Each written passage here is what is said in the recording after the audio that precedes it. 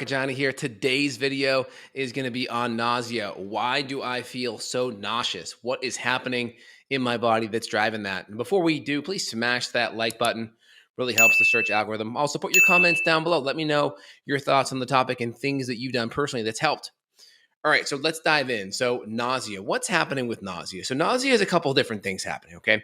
So, first off, indigestion, just not breaking down food adequately, especially protein and fat, is notorious for driving nausea, right? That's kind of that unsettling feeling either before you eat. Sometimes people have it in the morning and or around a mealtime and or around stressful events.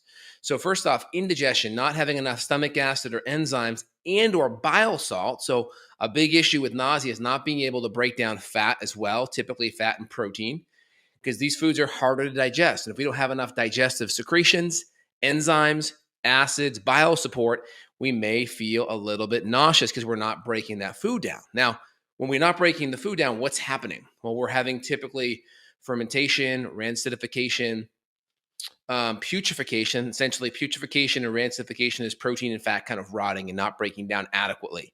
And that can create stress. Okay. Going into a meal when you're stressed, you have that sympathetic nervous system, that fight or flight nervous system response in overdrive due to a stressful event. Maybe you're just chronically inflamed due to poor diet and stress and poor sleep. You could be waking up with a big cortisol surge, right? It's a lot on your plate emotionally. Maybe you're keeping your body inflamed with lots of poor food and gut inflammation. Either way, your sympathetic, your fight or flight nervous system is in overdrive, right? The parasympathetic, that's the brake pedal, that's the relaxation, repair. That helps bring blood flow into the intestines to help with digestive breakdown and digestive juices. The sympathetic nervous system shunts all blood, it detours it to the extremities so you can fight and flee and run. And if you're waking up in this chronic inflammatory state, or you're emotionally stressed and your adrenals are in overdrive and you're secreting lots of cortisol and or adrenaline, or your adrenals are chronically depleted, that may be creating this sympathetic overdrive and shunting all of your digestive fluids away from the body and blood flow away from the body. So the first thing you have to do is understand where that stress is coming from. Either it's physical stress, emotional stress, or underlying chemical stress. And so easiest thing is if we're really stressed in the morning, sometimes doing a liquid meal or something kind of pre-digested like a soup or stew, or doing some kind of a collagen bone broth type of smoothie or drink can be easier because most of the protein and fats kind of liquefied and already pre-digested. That can help a lot. And obviously adding in hydrochloric acid and enzymes and bile support when necessary. If we're not breaking down our foods really good, we're going to have a lot of that happening. Also, if we have chronic intestinal inflammation, whether it's from a food allergy, which I kind of already mentioned earlier, it could be from infections, right? Parasite infections, Giardia, Entamoeba histolytica. H. pylori is notorious because that can jack up and create gastritis in the stomach, inflame that gut lining, but it can also lessen stomach acid, and that can be a problem too. So we can have different gut bugs that are creating internal stress, and you may have to get to the root cause by knocking down some of the bugs, knocking down some of the dysbiotic imbalance or small intestinal bacterial overgrowth imbalance. So these are all really important things to look at. Now, when it comes to the adrenals, we could have circadian rhythm issues where our cortisol is really high, or it could be reversed. Its cortisol is low and goes higher at night, and it's kind of a lower, flatter, reverse rhythm. These could all be signs of stress, and you would want to get on some kind of adrenal program using adaptogens, different nutrients to really help smooth out that cortisol and really get that sympathetic nervous system calmed down so we can get that parasympathetic, that vagus nerve activated so we can heal, repair, and digest better. So big things out of the gate, things like ginger tea can be very soothing, helping with nausea, utilizing different enzymes, HCl and bile support can really help the fat and protein breakdown. So in my line, we use Liver Supreme, which has some ox bile in there for fat, but also some things like dandelion, French tree, beetroot, things to help thin out and help improve bile flow, which is really important. Of course, adding in acidity can be helpful as long as you can take it.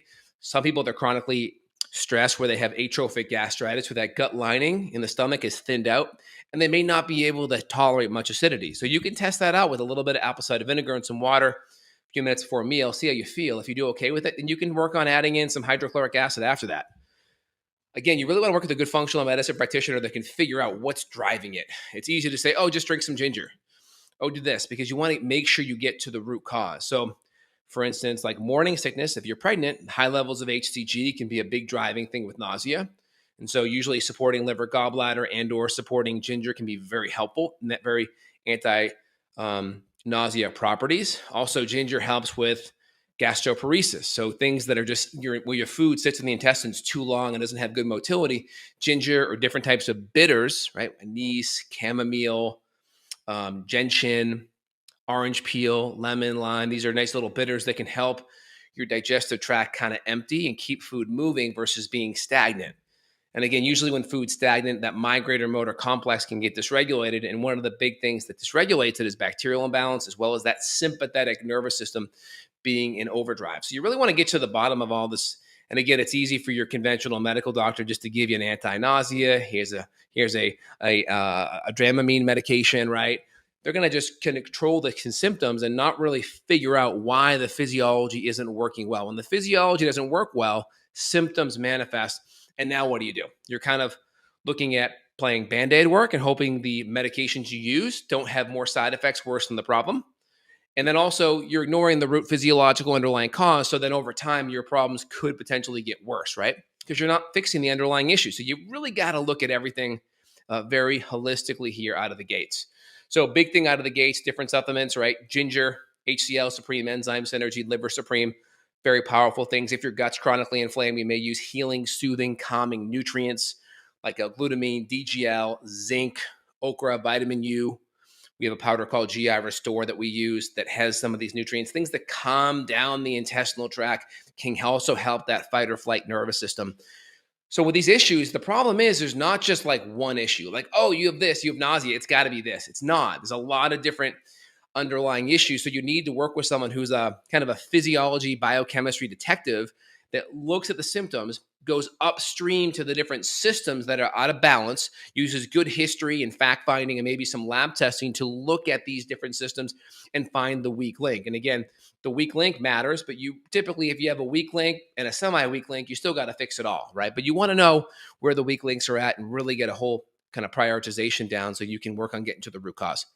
So again, this is Dr. J here. If you have nausea, chronic digestive issues, maybe that nausea is accompanied with burping, bloating, belching, constipation, diarrhea, you really want to get to the root cause. I'll put my link down below here to some of the products that we mentioned, as well as access to myself. I'm available worldwide for consult support. My staff and my team are, and we're happy to help you out. Feel free to click down below. If you enjoyed it, give me a thumbs up. Comments down below. Let me know what you think, and y'all have a phenomenal day.